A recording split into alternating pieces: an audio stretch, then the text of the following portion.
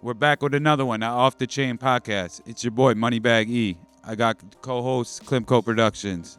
We got artist, Mercedes Ortiz. So, Mercedes, you came through for an Off the Chain performance. Yes. Let us know what song you did. So I did $1 Million Pussy. It's actually out of my comfort zone, but I'm getting into a new vibe and I'm excited about it. Hell yeah, that shit went hard. Thank you, I appreciate it. And what was kind of your thought process behind that song? What was your creative process like? It was more so just like my music that's been out is so sad and like heartbreaking. So I kind of wanted to like venture off into something new, and I actually like how it came out. The song came out dope for real.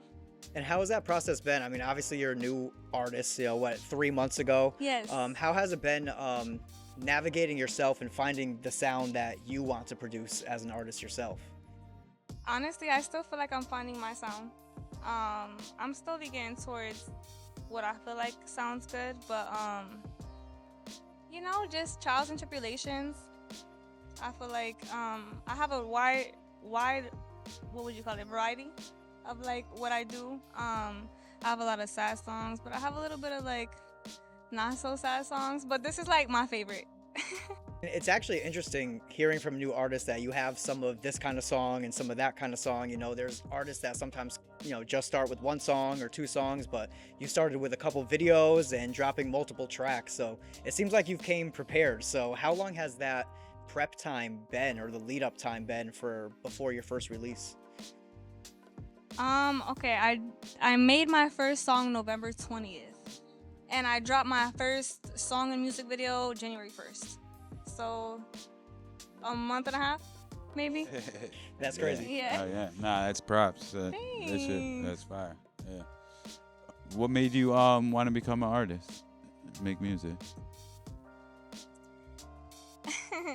Since we're being real, I wanted to intellectually run in somebody's mind, instead of like hitting them up or calling them blocked or something. I kind of wanted to just,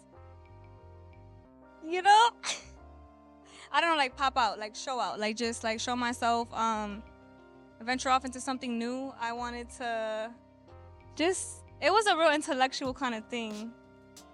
And I kind of just really enjoyed it. So it just popped for me, and I really like it. I like what I do. Yeah. It takes a certain type of person to create and go into that and even put themselves out there like that. So what were you doing before you made music? So I own a salon, Means by Mercedes. We opened in July. So it's gonna be a year soon. I have a nail tech in there, I have an esthetician in there, and I do lashes myself. That's mainly what I do before music. I feel like music was just supposed to be a hobby, and it turned into something that I actually enjoyed. So, I'm not mad about it.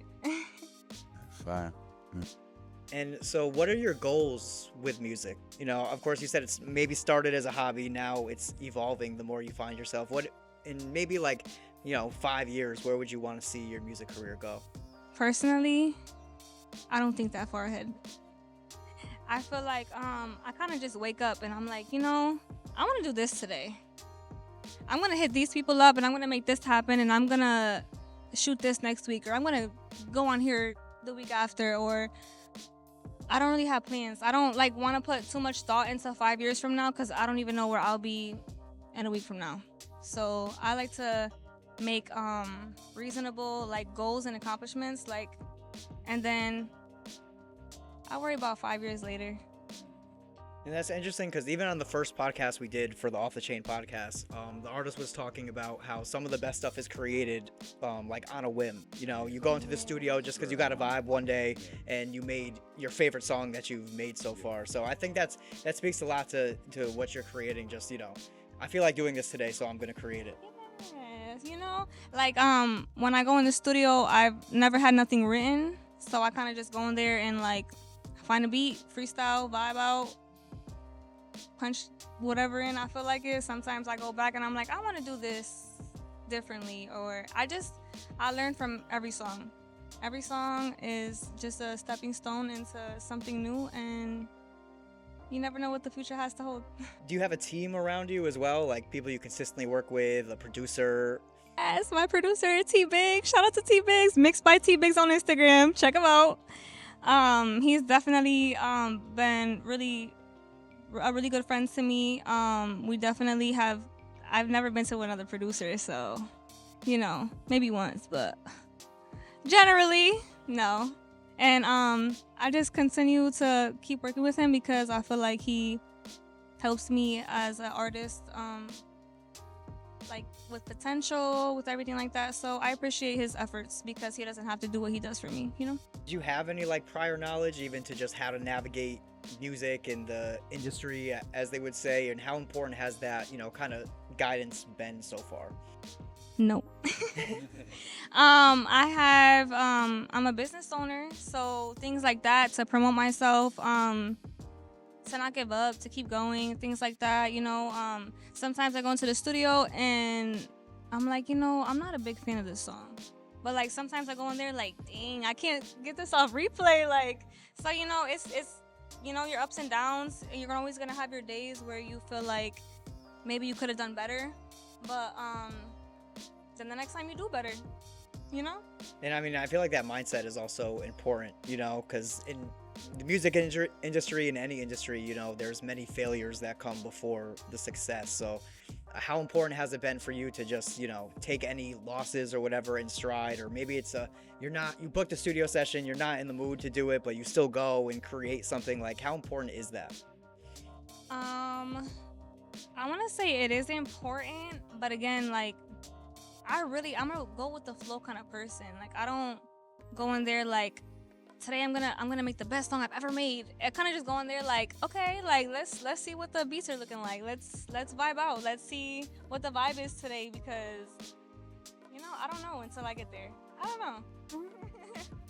Do you got anything that we should look out for? So I do drop a deluxe to my 333 album on March 6th.